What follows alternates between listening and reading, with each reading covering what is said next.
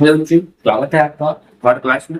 सो आज हम 5 क्वेश्चन और करेंगे यहाँ पे। और करने प्रीवियस वीडियो देखनी, हमें जाकर प्रीवियस वीडियो देखनी, ठीक है। क्योंकि इसमें भी मैंने काफी ज्यादा इंपॉर्टेंट फॉर्मूला वगैरह आपको बताए हुए हैं। तो प्लीज इसको शेयर कीजिए ज्यादा से ज्यादा। और चलिए स्टार्ट करते हैं। तो पहला क्वेश्चन जैसे आज का 30 क्वेश्चन हमने कर लिए थे ऑलरेडी। और हम 32 से जो है स्टार्ट करेंगे, ठीक है। तो 32वां प्रश्न आपके स्क्रीन पे ये है कि 2 की पावर 2 इंटू 2 की पावर 3 इंटू 5 इंटू 7 की पावर 4, ये और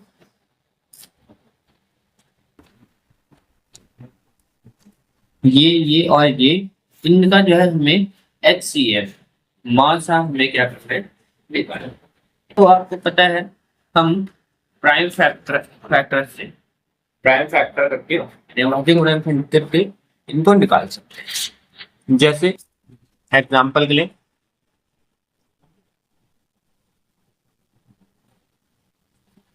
2 की पावर 2 का मतलब क्या होता है, 2 इंटू 2, ठीक है। हम प्राइम फैक्टर करेंगे इनका, तो ये हो जाएगा हमारा कितना।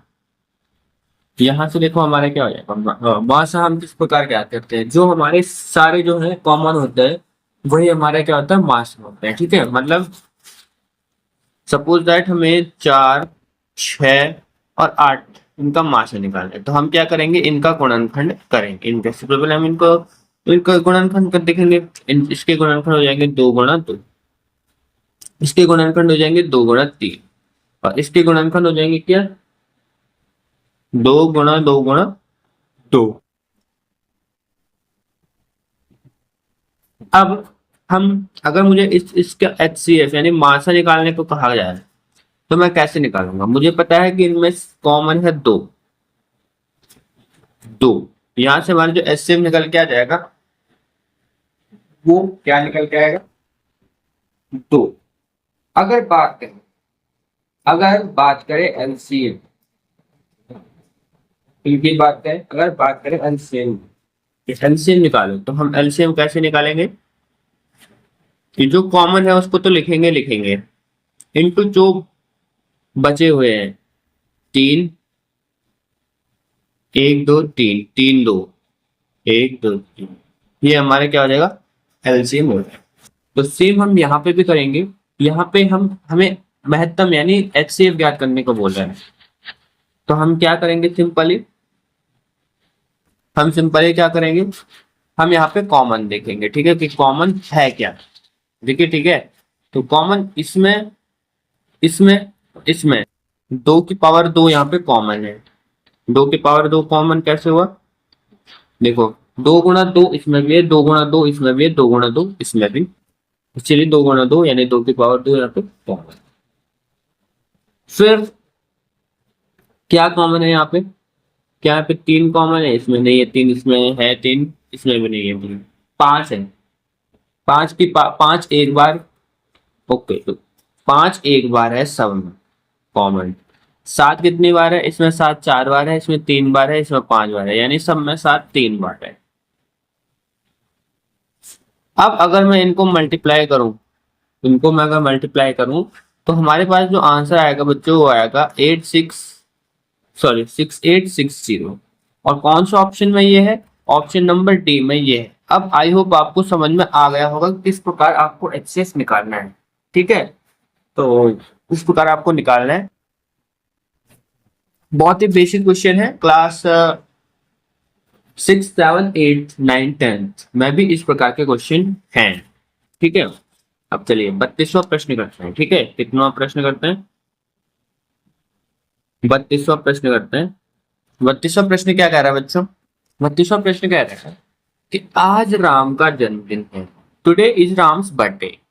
1 वर्ष बाद, आफ्टर 1 ईयर, तो आज राम का जन्मदिन है, तो सबसे पहले हम उसकी जो करंट एज है, जो उसकी प्रेजेंट एज है, उसको हम मान लेते हैं कि वो एक्स है, ठीक है। जो उसकी वर्तमान आयु है यानी करंट एज है उसकी, वो कितनी है, मैं उसका आपको ये शॉर्टकट करना है, ठीक है। आपको ये क्या करना है, शॉर्टकट करना है। मैं मान लेता हूँ वो एक्स है। एक वर्ष बाद यानी 1 ईयर बाद राम की आयु कितनी हो जाएगी? एक वर्ष बाद, 1 ईयर, आफ्टर 1 ईयर जो राम की आयु है वो कितनी हो जाएगी? बाद ना एक बढ़ जाएगी।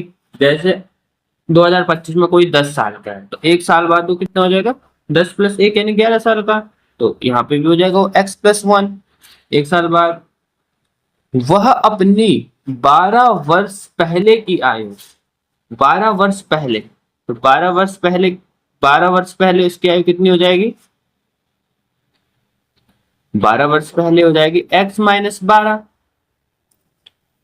हो जाएगी कि नहीं हो जाएगी? देखो मैं कह रहा हूं कि कोई 10 साल का है तो 5 साल पहले वो कितने साल का होगा? तो 10 में से 5 साल घटा दो, वो कितने साल का होगा? 5 साल का होगा। तो वर्तमान एज में से 12 साल को घटा दो तो 12 साल पहले की उसकी एज आ जाएगी। ठीक है, तो बोल रहे 12 वह अपने 12 वर्ष पहले की आयु का दुगना हो जाएगा। एक वर्ष बाद, एक वर्ष बाद कितनी एज हो जाएगी उसकी? x+1, x+1 is equal to क्यों?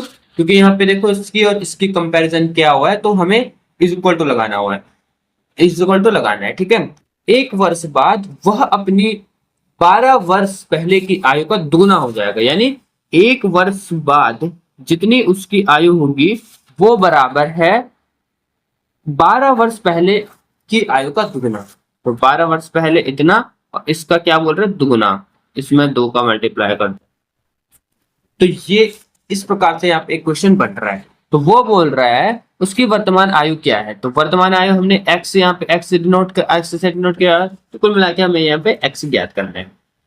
तो मैं यहाँ पे सॉल्व कर लेता हूँ इस इक्वेशन को। ये हो जाएगा x+1 इज इक्वल टू 2 का मल्टीप्लाई इसमें भी करना होता है और 2 का मल्टीप्लाई इसमें भी करना पड़ता है। ठीक है, तो 2x माइनस 12 दूनी 4। ठीक है, ओके, इसको आगे ले आओ, तो हो जाएगा 1 माइनस आगे आ जाएगा तो प्लस हो जाएगा। ठीक है, और इस x को पीछे ले जाओ तो ये यहाँ पे प्लस का है तो ये माइनस का हो जाएगा।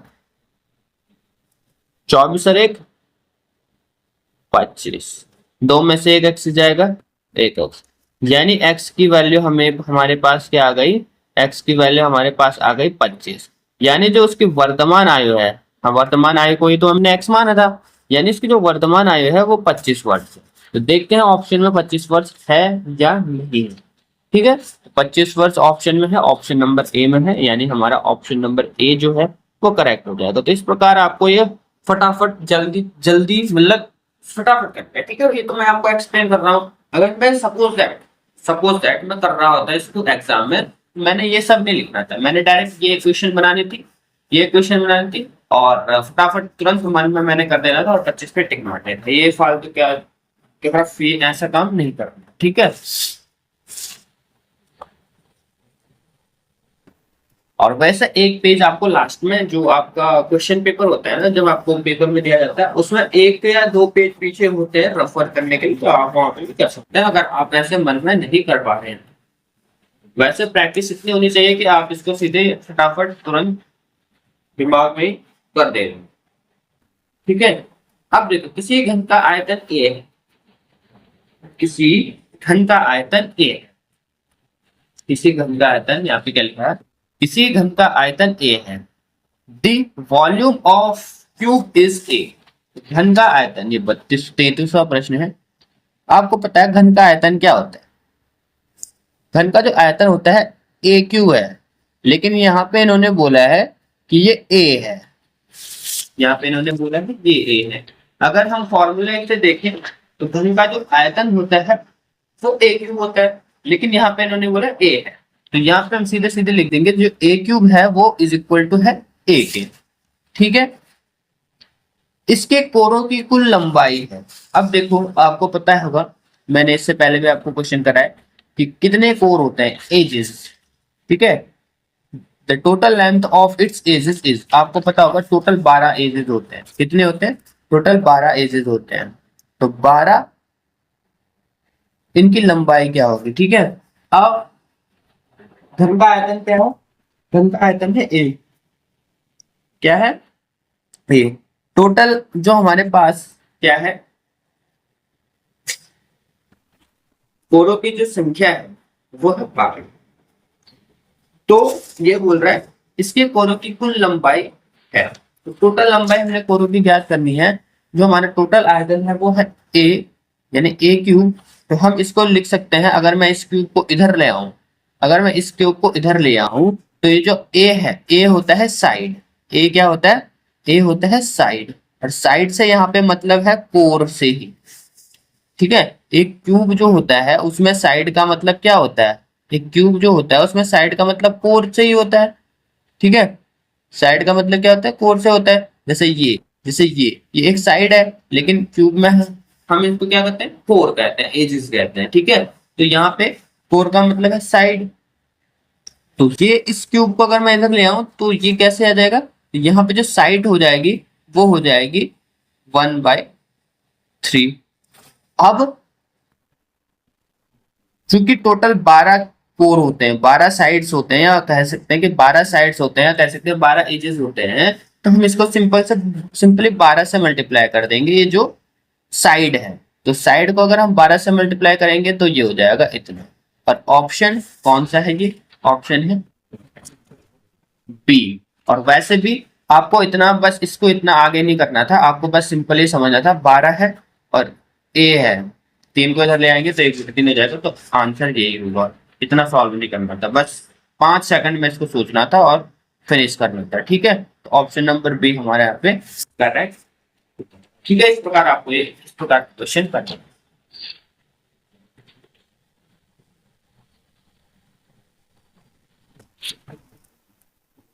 चलिए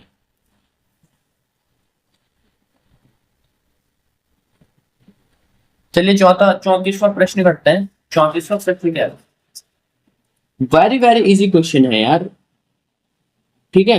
कोई यहाँ पे मैं आपको खतरनाक सवाल नहीं करा रहा कि आईआईटी लेवल के, बहुत ही इजी सवाल है। एक बार अगर आप प्रैक्टिस पे लग जाओ, इजीली आप इसको कर लो। अब आप कहोगे सर जी आपने तो ये पॉइंट वाले कराए नहीं है, तो मैंने आपको पॉइंट वाले तो नहीं कराए, लेकिन मैंने आपको बताया पॉइंट वाले को कैसे सॉल्व करते हैं।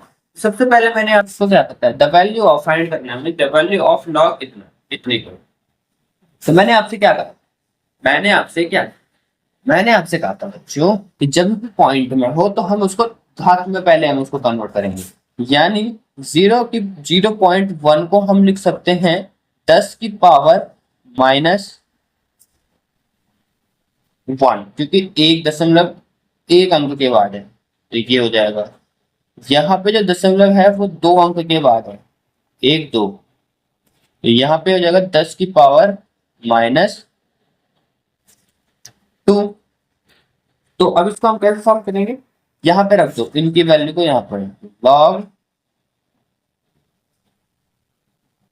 10⁻⁻1 और 10⁻⁻2, ठीक है। आगे के लिए आ गया, तो ठीक है सर। अब आपको क्या करना है, अब आपको सिंपली इसको यहाँ पे सॉल्व कर लेना है, जैसे हम हर चीज को यहाँ पे सॉल्व करते हैं, ठीक है। लॉग 10 का मान जो होता है वो कितना होता है, लॉग 10 की वैल्यू कितना है, लॉग 10 की वैल्यू कितनी होती है, ये होता है आपका लॉग 10 की वैल्यू होती है 2, लेकिन यहाँ पे -2 है, यहाँ पे -2 है, तो यानी ये नीचे आएगा, यानी 1/2 हो जाएगा, सिंपल सी बात है, यानी 1/2। तो आप यहां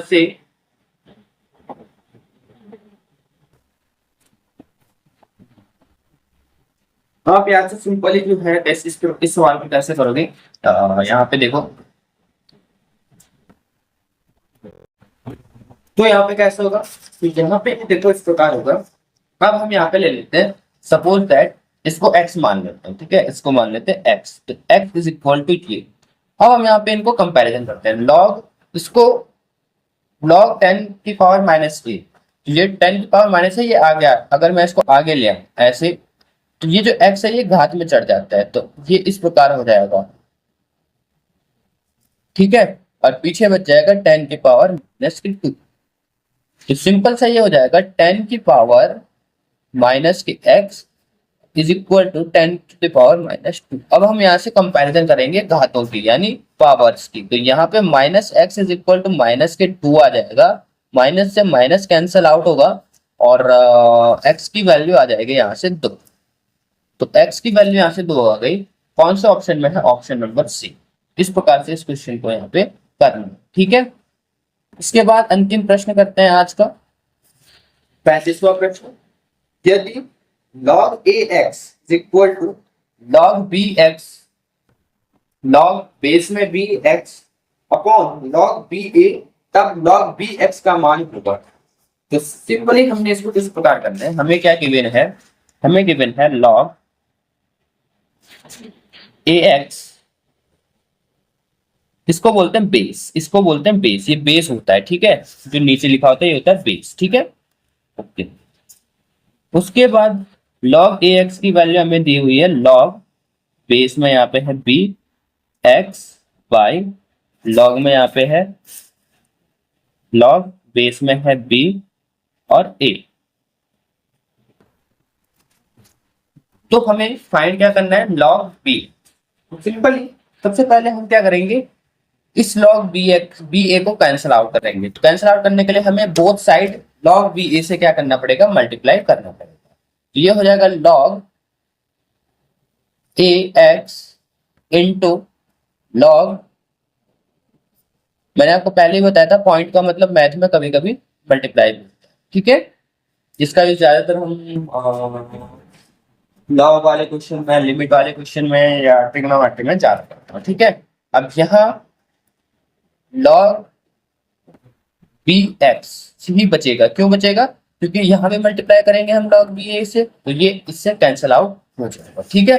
तो log bx की वैल्यू यहाँ पे ये आ, ठीक है, आगे के लिए आगे अब वो भी सर आ। अब यहाँ से क्या होगा, अब यहाँ से इसको कैसे करना है, यहाँ से इसको सिंपली हमें इस प्रकार से करना है बच्चों कि ध्यान से, हमारे पास क्या है log ax, यहाँ पे हमारे पास क्या आ गया,